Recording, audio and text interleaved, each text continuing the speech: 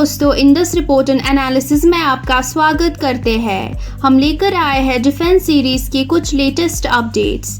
पहले अपडेट के बारे में बात करें तो ब्राजील इंडिया के आकाश मिसाइल सिस्टम के लिए फाइनेंशियल डेटा मांग रहा है। जी हां दोस्तों, ब्राजील एक लाइव डेमोन्स्ट्रेशन के बाद इंडिया के आकाश मिसाइल सिस्टम की फाइनेंशियल इंफॉर्मेशन मांग रहा है। ब्राजीलियन डेलीगेशन ने ऑलरेडी इंडिया में सिस्टम का डेमोन्स्ट्रेशन देखा है और अब इंडिया से सिस्टम के लिए फाइनेंशियल बिड भेजने को कहने का प्लान बना रहा है। आकाश मिसाइल सिस्टम, जो एक सरफेस टू एयर मिसाइल है, अपनी एडवांस्ड कैपेबिलिटीज और इफेक्टिवनेस के लिए ग्लोबल अटेंशन गेन कर चुका है। ब्राजीलियन आर्मी चीफ ने चाइनीज सिस्टम के मुकाबले इंडियन सिस्टम को प्रेफर किया है, जो ब्राजील के बढ़ते ग्लोबल डिफेंस एक्सपोर्टर स्टेटस को इंडिकेट करता है। ये पोटेंशियल डील दोनों देशों की स्ट्रैटेजिक पार्टनरशिप को मजबूत कर सकता है। एक और अपडेट के बारे में बात करें तो सुपर सुखोई उम्मीद की जा रही है कि Virupaksha radar on Su-30 Mark 1 Russian PASA से हल्का और ज्यादा रेंज वाला होगा। Indian defence research and development organisation DRDO next generation Virupaksha radar के लिए एक प्रोडक्शन पार्टनर आइडेंटिफाई कर रहा है, जो इंडिया के सुखोई 30 Mark 1 फाइटर जेट्स को रिवोल्यूशनाइज करेगा।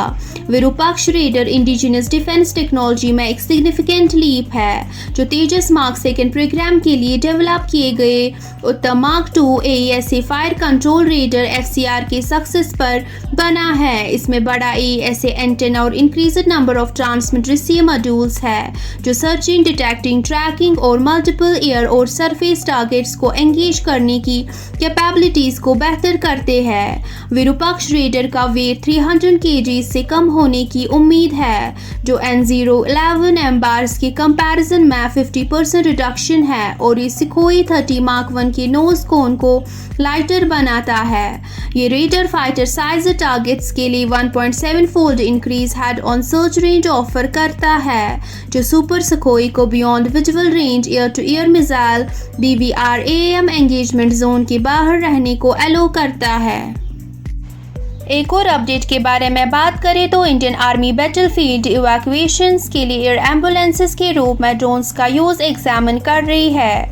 इंडियन आर्मी कार्गो ड्रोन्स का शॉर्ट रेंज एयर एम्बुलेंसेस के रूप में यूज टेस्ट कर रही है, ताकि बैटलफील्ड से जख्मी सोल्जर्स को जल्दी इवैक्यूएट किया जा सके।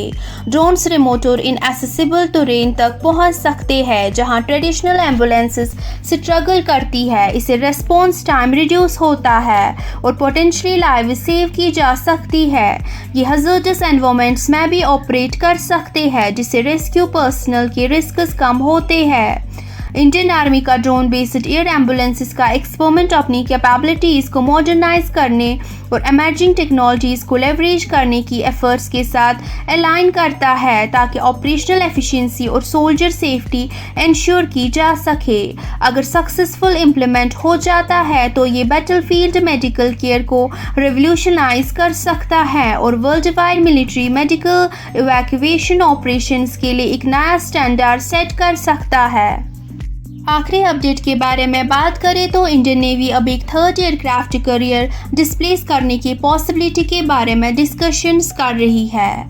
इंडियन नेवी अपने मैरीटाइम इंटरेस्ट्स को स्ट्रेंथन करने के लिए INS विक्रांत के मॉडल पर एक सेकेंड एयरक्राफ्ट कैरियर डेवलप करने का प्लान बना रही है, लेकिन एक थर्ड कैरियर के बारे में भी डिस्कशंस चल रही है, जो 65,000 टन से ज़्यादा डिप्लेसमेंट का होगा, जो रीजन में इंडिया की स्ट्रैटेजिक विजन को हाईलाइट करता है। पहले थर्ड कैरियर के लिए न्यूक्लियर प्रोपल्शन का प्लान था, लेकिन हाई कॉस्ट की वजह से इसे शेल्वेज कर दिया गया है। इंडियन नेवी अब एक सिंगल न्यूक्लियर पावर्ड कैरियर की जगह 2 कन्वेंशनल कैरियर्स बनाने पर विचार कर रही है। INS विक्रमादित्य, जो एक रशियन बिल्ट कैरियर है, 2038 तक रिटायरमेंट के लिए सिलेक्टेड है और नए कैरियर्स का ऑपरेशनलाइजेशन स्ट्रैटेजिकली प्लान किया जाना चाहिए, ताकि स्मूथ ट्रांजिशन इंश्योर हो सके और एक रोबस्ट कैरियर प्रेजेंस मेंटेन किया जा सके। आज के अपडेट्स में बस इतना ही। मिलते हैं अगले अपडेट्स के साथ अगली वीडियो में।